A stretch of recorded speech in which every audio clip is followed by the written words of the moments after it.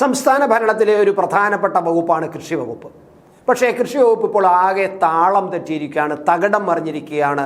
മുന്നോട്ട് പോകാൻ പറ്റാത്ത അവസ്ഥയിൽ കൃഷി വകുപ്പ് മാറിയിരിക്കുകയാണ്.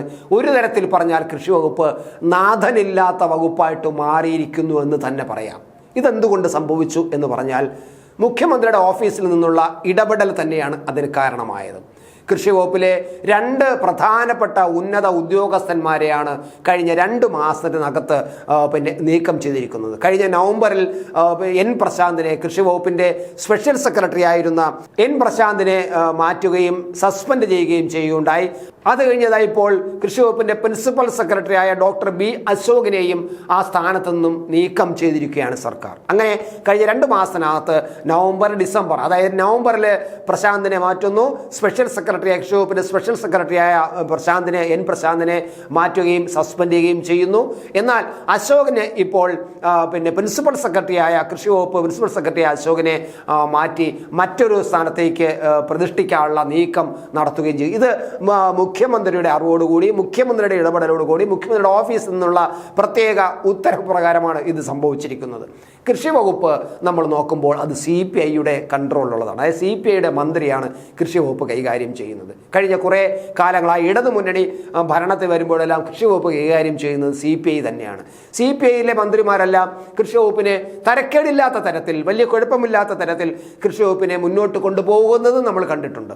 ഇപ്പോൾ ഒരു സാത്വികനായ പി പ്രസാദ്, ശില്പർ ധരിക്കുന്ന പി പ്രസാദാണ് ഇപ്പോൾ മന്ത്രി. അദ്ദേഹം വളരെ ആത്മാർത്ഥമായിട്ട് തന്നെ കൃഷി വകുപ്പിനെ നല്ല വകുപ്പായിട്ടും ജനങ്ങളുടെ ഇഷ്ടപ്പെട്ട ഒരു സ്ഥാപനമായിട്ടും ഒരു പ്രസ്ഥാനമായിട്ടും വളർത്തിയെടുക്കാൻ ശ്രമിക്കുന്നുണ്ട്. അദ്ദേഹത്തിൻ്റെ അധ്വാനം നമ്മൾ കാണാതെ പോകണ്ട. വളരെ വയലുകളിലേക്കും കൃഷിയിടങ്ങളിലേക്കും ഇറങ്ങിച്ചെന്ന് കർഷകരെ സഹായിക്കുന്നതിന് വേണ്ടിയിട്ടും ഉദ്യോഗസ്ഥന്മാരെ അതിന് പ്രാപ്തരാക്കുന്നതിന് വേണ്ടിയിട്ടും ഒരുപാട് ശ്രമം നടത്തുന്ന ഒരു മന്ത്രി തന്നെയാണ്. ഒരു സാധാരണക്കാരനായ ഒരു മന്ത്രി തന്നെയാണ്, കൃഷിക്കാരനും കൂടിയായ ഒരു മന്ത്രി തന്നെയാണ് പി പ്രസാദ്. പക്ഷേ പി പ്രസാദ് എന്തൊക്കെ കിണഞ്ഞ് ശ്രമിച്ചാലും മുഖ്യമന്ത്രിയുടെ ഓഫീസിൽ നിന്നും അതിനെല്ലാം ഇടയ്ക്കിടയ്ക്ക് തടസ്സം ഉണ്ടാക്കുന്നത് നമ്മൾ കാണുന്നതുമാണ്. ഇപ്പോൾ കൃഷി വകുപ്പിൽ സംഭവിച്ചിരിക്കുന്നത്, ഞാൻ നേരത്തെ പറഞ്ഞു, നാഥനില്ലാത്ത അവസ്ഥയാണ് കൃഷി വകുപ്പിലുള്ളത്. അതായത് വകുപ്പ് മേധാവികൾ 2 പേര് അവിടെ ഇല്ല.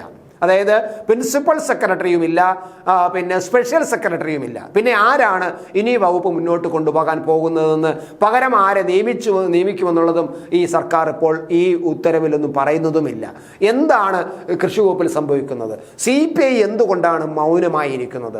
ഇത്തരത്തിൽ കൃഷി വകുപ്പിൻ്റെ പ്രവർത്തനത്തിനെ പരിപൂർണമായും തകർക്കുന്ന തരത്തിൽ, ഒരടി പോലും മുന്നോട്ട് പോകാൻ വരാത്ത തരത്തിൽ കൃഷി വകുപ്പിൽ ഇത്തരം ഇടപെടലുകൾ മുഖ്യമന്ത്രിയും പാർട്ടിയും നേരിട്ട് അവരുടെ താല്പര്യത്തിന് വേണ്ടിയിട്ട് ഇടപെട്ട് നീക്കം ചെയ്യുമ്പോൾ CPIക്ക് ഈ വകുപ്പിനെ മുന്നോട്ട് കൊണ്ടുപോകണമെന്ന് ആഗ്രഹമുള്ള CPIക്ക് എന്തുകൊണ്ടാണ് മൗനമായിട്ടിരിക്കുന്നതും മുഖ്യമന്ത്രിക്കെതിരായിട്ടോ അല്ലെങ്കിൽ CPIഎമ്മിനെതിരായിട്ടോ മിണ്ടാൻ ധൈര്യമില്ലാത്തത് കൊണ്ടാണോ എന്നത് നമ്മൾ ഇപ്പോൾ കാണേണ്ടതാണ്. എന്തായാലും ഈ ബി അശോക് എന്ന് പറയുന്നത് വെറും പ്രിൻസിപ്പൽ സെക്രട്ടറി എന്ന നിലയിൽ മാത്രമല്ല കൃഷി വകുപ്പിൽ പ്രവർത്തിച്ചു കൊണ്ടിരുന്നത്. അദ്ദേഹം കാർഷികോൽപാദന കമ്മീഷണറും കൂടിയാണ്.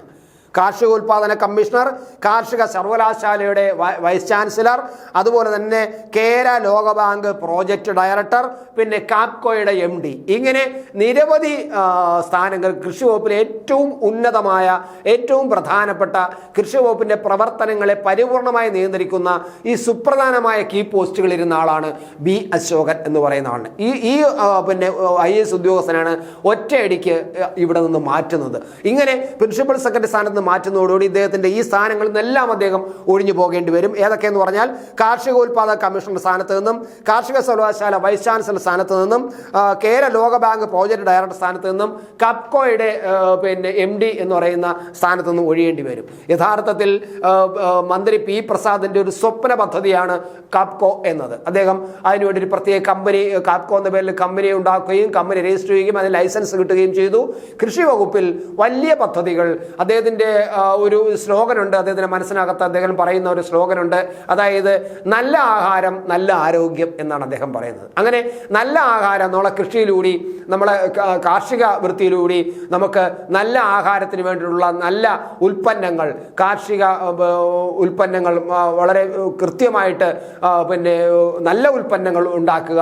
അത് അരിയായിരുന്നാലും പച്ചക്കറികളായിരുന്നാലും എന്തായാലും കൃഷി മേഖലയിൽ കൂടി നല്ല ഉൽപ്പന്നങ്ങൾ ഉണ്ടാക്കുക. അങ്ങനെ വിഷം ചേരാത്ത നല്ല ഉൽപ്പന്നങ്ങൾ ഉണ്ടാക്കുകയും ആ ഉൽപ്പന്നങ്ങൾ നമ്മുടെ ആരോഗ്യത്തിന് പ്രധാനമാവുകയും, അതുകൊണ്ടാണ് നല്ല ആഹാരം നല്ല ആരോഗ്യം എന്ന് അദ്ദേഹം പറഞ്ഞത്. അങ്ങനെ ആഹാരത്തിന് നല്ല കാർഷിക ഉൽപ്പന്നങ്ങൾ ഉണ്ടാക്കുക എന്നതായിരുന്നു അദ്ദേഹത്തിൻ്റെ സ്വപ്നം. അതിനുവേണ്ടിയാണ് കാപ്കോ എന്നുള്ള കമ്പനിയെ ഉണ്ടാക്കിയത്. അതുപോലെ കാർഷിക ഉൽപ്പാദക കമ്മീഷണറും അദ്ദേഹമാണ്. ഇവരെല്ലാം വളരെ ചിട്ടയായ പ്രവർത്തനം അത് ഈ പ്രസാദിൻ്റെ താല്പര്യപ്രകാരം ഇവിടെ നടന്നുകൊണ്ടിരിക്കുകയായിരുന്നു കാർഷിക മേഖലയിൽ അല്ലെങ്കിൽ കൃഷി വകുപ്പിൽ. പക്ഷേ അതെല്ലാം താളം തെറ്റിയിരിക്കുന്നു. ഇനി പുതിയ ഒരു ഉദ്യോഗസ്ഥനെ കൊണ്ടുവന്ന് ഈ പദ്ധതികളെല്ലാം പഠിച്ച് അതിനെല്ലാം വീണ്ടും ഓരോ നോട്ടുകൾ തയ്യാറാക്കി മുന്നോട്ട് കൊണ്ടുപോകുമ്പോൾ വീണ്ടും നമ്മുടെ കൃഷി വകുപ്പിൻ്റെ ഈ നടപടികൾ വീണ്ടും പിന്നോട്ട് മാറും. അതായത് നമ്മൾ 2 അടി മുന്നോട്ട് പോയിട്ട് കുറച്ചു കാലം അവിടെ നിൽക്കുകയും പിന്നീട് 1 അടി പിറകോട്ട് വരികയും ചെയ്യുകയും പിന്നെ വീണ്ടും ഒരു 2 അടി മുന്നോട്ട് പോവുകയും ചെയ്യുന്ന ഒരു അവസ്ഥയാണ് നമ്മുടെ രീതിയുള്ളത്. അതാണ് ഇപ്പോൾ കൃഷി വകുപ്പിൽ കാണുന്നത്. ഇതിന് കാരണം മുഖ്യമന്ത്രിയുടെ അനാവശ്യമായ ഇടപെടലാണെന്ന് പറയുന്നത്. മുഖ്യമന്ത്രിക്ക് ഇടപെടാനുള്ള അധികാരമുണ്ട് എന്നത് മറ്റൊരു കാര്യം. എന്തായാലും കൃഷി വകുപ്പ് വല്ലാത്ത അവസ്ഥയിലാണ്. ഇനി നമുക്ക് പറയാനുള്ളത് കേര ലോകബാങ്ക് പദ്ധതി എന്ന് പറയുന്നത് മറ്റൊരു സ്വപ്ന പദ്ധതിയാണ്. ഈ കാപ്കോ പോലെ തന്നെ മറ്റൊരു സ്വപ്ന പദ്ധതി തന്നെയാണ് ഈ കേര ലോകബാങ്ക് പദ്ധതി. ഇതും കാപ്കോ കൂടെ ചേർന്നുകൊണ്ടാണ് പല പദ്ധതികളും കേരളത്തിൽ കാർഷിക മേഖലയിൽ നടപ്പിലാക്കാൻ അദ്ദേഹം ശ്രമിക്കുന്നത്. നമ്മുടെ എല്ലാ തരിശായി കിടക്കുന്ന കൃഷിയിടങ്ങളെല്ലാം കൃഷി ചെയ്യണമെന്നുള്ളതാണ്. ഒരു ഭൂമി പോലും ഈ കേരളത്തിൽ തരിശായി കിടക്കരുതെന്നുള്ള സ്വപ്നമാണ് പി പ്രസാദിനുള്ളത്, മന്ത്രി പ്രസാദിനുള്ളത്. അതിനു വേണ്ടിയിട്ടാണ് അദ്ദേഹം പല പദ്ധതികളും കൊണ്ടുവരുന്നത്. ഇപ്പം 2365 കോടി രൂപയാണ് ലോകബാങ്ക് ഈ പദ്ധതിക്ക് വേണ്ടി കൃഷി വകുപ്പിന് നൽകുന്നത്. 2365 കോടി അത് അനുവദിക്കുകയും ചെയ്തിരിക്കുന്നു. അതിൻ്റെ ആദ്യ ഗഡു അനുവദിക്കുകയും ചെയ്തിരിക്കുന്നു. അതിൻ്റെ പ്രവർത്തനങ്ങളുമായിട്ട് മുന്നോട്ട് പോകുമ്പോഴാണ് ഇടുത്തി പോലെ ഈ ഉദ്യോഗസ്ഥനെ, അശോകൻ എന്നുള്ള ഉദ്യോഗസ്ഥനെ ഉൽപ്പാദക കമ്മീഷണറായും അതുപോലെ കേര ലോകബാങ്ക് പദ്ധതിയുടെ ചുമതലക്കാരനുമൊക്കെ ആയ അദ്ദേഹത്തിനെ, അതിൻ്റെ ചെയർമാനുമൊക്കെ അദ്ദേഹത്തിനെ മാറ്റുന്നത്.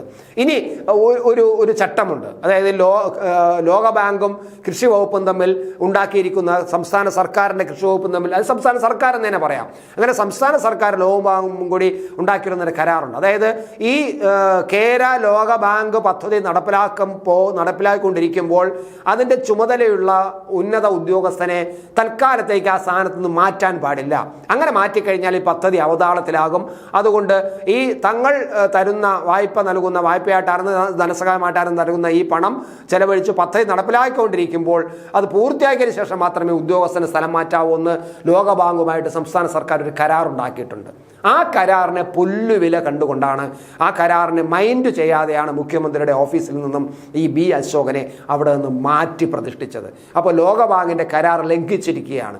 ഇതിൻ്റെ ഭാഗമായിട്ട് സംഭവിക്കാൻ പോകുന്നത്, ലോകബാങ്കിൻ്റെ കരാർ ലംഘിച്ചതിൻ്റെ ഭാഗമായിട്ട് ലോകബാങ്ക് ഇനി ഈ 2365 കോടി അനുവദിച്ചത് ഇനി അങ്ങോട്ട് തുടർന്ന് അനുവദിക്കുമോ എന്നുള്ളത് ആശങ്ക അല്ലെങ്കിൽ സംശയമാണ്. അങ്ങനെ വരുമ്പോൾ ഈ പദ്ധതി വീണ്ടും ഇല്ലാതാകാനാണ് പോകുന്നത്, തകർന്നില്ലാതാകാനാണ് പോകുന്നത്. പകരം ആരെയാണ് കൊണ്ടുവരുന്നതെന്ന് വ്യക്തതയില്ല. അയാൾ ഈ കരാർ ലംഘിച്ച സ്ഥിതിക്ക് ഇനി അത് ലോകബാങ്ക് അംഗീകരിക്കുമോ എന്നുള്ളതും സംശയമാണ്. പക്ഷേ ഇവിടെയെല്ലാം പ്രതിസന്ധിയിലായിരിക്കുന്നത് CPIയും വകുപ്പ് മന്ത്രിയുമാണ്. CPIക്ക് മറുപടി പറയാനോ നേരെ ചൊവ്വെന്ന് ഉയർന്ന് സംസാരിക്കാനോ ധൈര്യമില്ലാത്ത അവസ്ഥ വന്നിരിക്കുന്നു. ഇതാണ് കാർഷിക മേഖലയിലെ പ്രധാനപ്പെട്ട കാര്യം.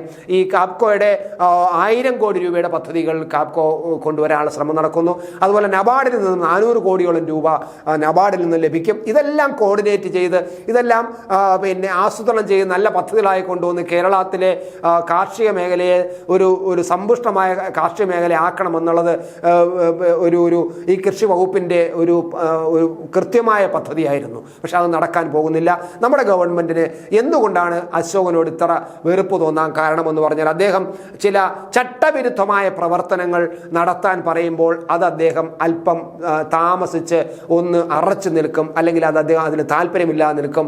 കാരണം അതൊരു നാളെ ഈ സർക്കാരിൻ്റെ പ്രതിച്ഛായ പ്രതിച്ഛായയെ ബാധിക്കുന്നതാണെന്നും ഈ സ്വന്തം പിന്നെ പ്രതിച്ഛായയും ബാധിക്കുന്നതാണെന്നും നാളെ കോടതിയിൽ ആരെങ്കിലും ഇതിനെ ചോദ്യം ചെയ്തുകൊണ്ട് പോയി കഴിഞ്ഞാൽ, വിവരാവകാശങ്ങൾ കിടക്കുമ്പോൾ അതുമായിട്ട് ആരെങ്കിലും ചോദ്യം ചെയ്ത് മുന്നോട്ട് വന്നു കഴിഞ്ഞാൽ ഈ പദ്ധതികളെന്നും ഈ പറഞ്ഞ ചട്ടവിരുദ്ധമായ പ്രവർത്തനങ്ങളെല്ലാം ചോദ്യം ചെയ്യപ്പെടുകയും അതിന് മറുപടി വരേണ്ടിയും വരികയും ചെയ്യും. അത് ഗവൺമെൻറ് ശ്രദ്ധയിൽപ്പെടുത്തുമ്പോൾ ഗവൺമെൻറ് അത് ഇഷ്ടപ്പെടുന്നില്ല. എല്ലാ കാര്യങ്ങളും ചട്ടവിരുദ്ധമായി നടക്കണം, ഒന്നും തന്നെ നേരെ ചൊവ്വേ നടക്കരുതെന്ന് ആഗ്രഹിക്കുന്ന ഒരു ഗവൺമെൻറ് ഇരിക്കുമ്പോൾ ഈ എല്ലാം നേരെ നടക്കണമെന്ന് ആഗ്രഹിക്കുന്ന IAS ഉദ്യോഗസ്ഥന്മാർക്ക് ഇത് വല്ലാത്ത പ്രതിസന്ധി ഉണ്ടാവുകയാണ്, വല്ലാതെ സമ്മർദ്ദം ഉണ്ടാവുകയാണ് എന്നുള്ളതാണ് നമ്മൾ കാണുന്നത്. കൃഷി വകുപ്പിലും സംഭവിച്ചിരിക്കുന്നത് അത് തന്നെയാണ്.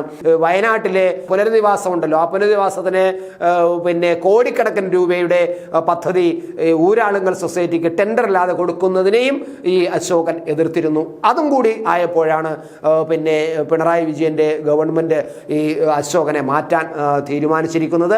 ഇത് കാർഷിക വകുപ്പിനെ നാഥനില്ലാത്ത വകുപ്പാക്കി മാറ്റിയിരിക്കുന്നു. പദ്ധതികൾ മുഴുവൻ ഞാൻ നേരത്തെ പറഞ്ഞ കേര ലോകബാങ്ക് പദ്ധതി, കാപ്കോ പദ്ധതി, അതുപോലെ നബാർഡിൻ്റെ പദ്ധതി, ഇതൊന്നും തന്നെ നടക്കാതെ പോകുന്നു. കൃഷി വകുപ്പ് അമ്പെ താളം തെറ്റിയ തകർന്നടിഞ്ഞ ഒരു വകുപ്പായിട്ട് മാറാനും പോകുന്നു. CPIക്ക് ഒന്നും മിണ്ടാൻ കഴിയാതെ മൗനമായി നിൽക്കും. ഓരോ ജീവിതവും ഓരോ കഥകളാണ്, വേറിട്ട കഥകളുടെ ഒരു കൂട്ടായ്മ. വേണമെങ്കിൽ നമുക്കതിനെ ഒരു നോവലെന്ന് പേരിടാം. അതുപോലൊരു നോവലല്ലേ നിങ്ങളുടെ ജീവിതവും? എന്താ, ശരിയല്ലേ? നിങ്ങളുടെ അനുഭവങ്ങൾ, കഥകൾ എന്തുമായിക്കൊള്ളട്ടെ, അത് കേൾക്കാൻ DNA ന്യൂസിലൂടെ ഞാൻ എത്തുന്നു. കഥ പോലൊരു ജീവിതം, അതിനായി ഞാൻ നിങ്ങൾക്ക് വേണ്ടി കാത്തിരിക്കുന്നു. നമുക്ക് ഒന്നിച്ച് കാണാം, കുറേ കാര്യങ്ങൾ സംസാരിക്കാം, വേദനകൾ പങ്കിടാം. നിങ്ങളുടെ വിഷയങ്ങൾ, അനുഭവങ്ങൾ അത് ഞങ്ങളെ അറിയിക്കേണ്ട വിലാസം താഴെ കൊടുക്കുന്നു.